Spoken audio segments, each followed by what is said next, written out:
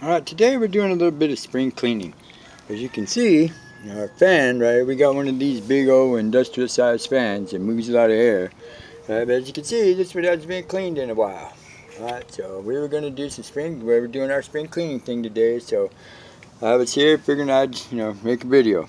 Alright, so this is going to be a two-pronged video. This video is also about the correct screwdriver and which one to use. Now, we all know that there are three different types of Phillips head screwdriver. There's the big one, number 2, the small one, number 1, and then another one, bigger, even number 3, right? And then plus various other little implements, right?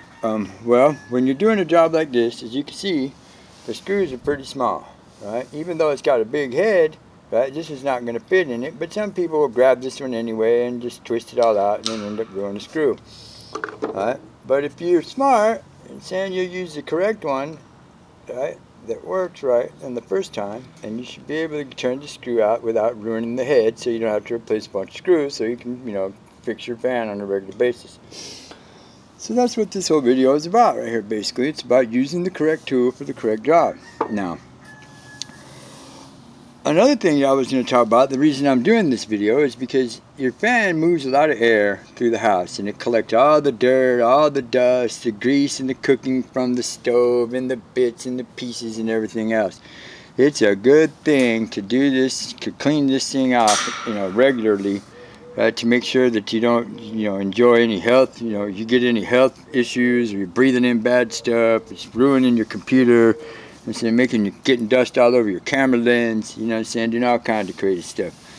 That was the reason for this video. So here we are, right, sitting right here, and getting ready to handle our business with what we got. You know what I'm saying? So I was gonna do it. So once again, choosing the correct tool. Right, we're gonna take out the last screw here.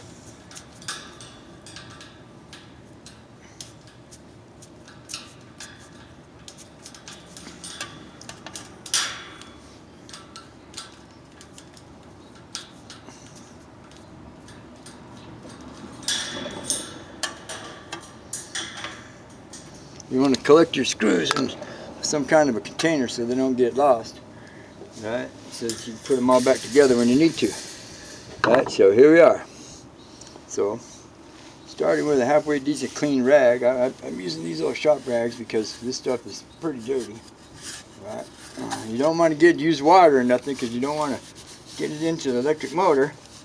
Right? But you do want to get rid of all this grit and weird stuff and God knows what it is, that your fan is pushing around in your house. Alright.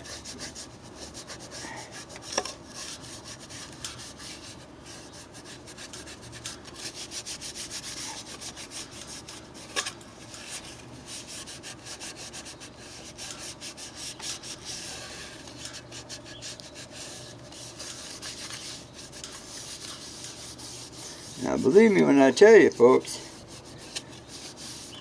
right, this is way better than this. Yeah, look at all this stuff on the leading edge right here. Right, your fan is catching this stuff and it's blowing it all over your house. Right, God knows what your kids and you're breathing in and everything else. So it's a good idea to clean your fan regularly. You're saying at least once a month or so, just to cut down on all of that foreign debris that's flying around in your house. Thank you.